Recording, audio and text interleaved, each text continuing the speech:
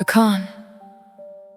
conversation with a funeral director, written by Mac Hollowpoint, narrated by Kelly McQuaid.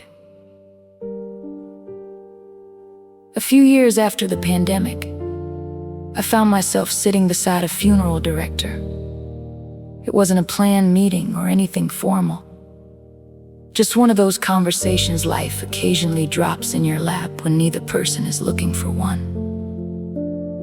We talked about a little of everything before the subject drifted toward COVID and those strange years that seemed to leave everybody carrying their own version of the story.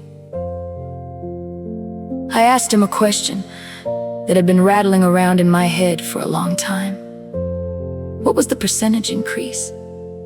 Without hesitation, he answered, 0. The reply caught me off guard. It wasn't the number I expected, and judging by the look on his face, it wasn't the answer most people expected when they asked.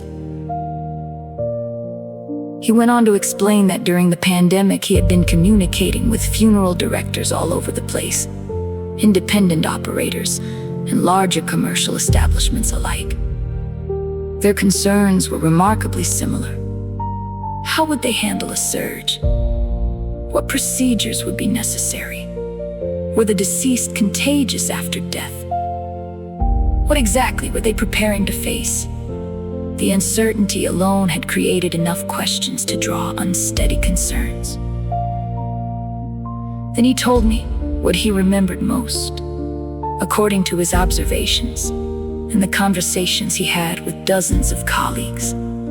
The overall number of funerals didn't appear to dramatically increase. Neither did it seem to decrease despite people staying home and changing the way they lived. What stood out to him wasn't the number itself. What stood out were the causes of death appearing on the paperwork. COVID in his experience. That was where the noticeable change occurred. But the deaths by stochastics never changed to raise concerns. It was just business as usual. The conversation stayed with me long after we went our separate ways. Not because it handed me an answer. Quite the opposite. Some conversations arrive carrying certainty, others leave carrying questions.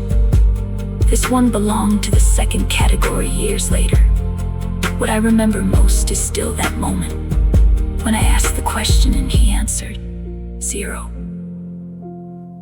The number itself wasn't what lingered. It was the silence that followed and the realization that sometimes the most interesting thing a person hears isn't an answer at all, but an observation that refuses to leave.